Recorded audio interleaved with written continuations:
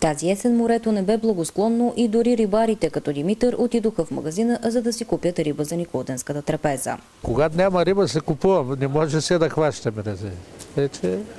Изобщо няма риба в морето, по принцип.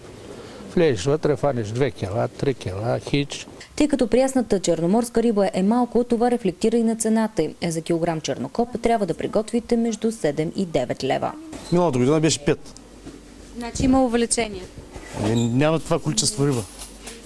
Няма. Да, като има големи улови, може да паднат цените. Специално за чернокопите. Цената на традиционната за Никулден риба шаранът остава без промяна – 6 лева за килограм. По-възрастните залагат на него. Шаран задължително.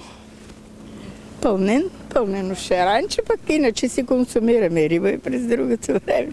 На специализираното тържище в Бургас най-евтина е скумрията. Нейната цена е 3 лева и 50 стотинки. Деликатесните видове, които могат да присъстват на Никулденската трапеза, са сьомгата, чиято цена е от 8 лева за килограм, и австралийската риба барамунди на 13 лева.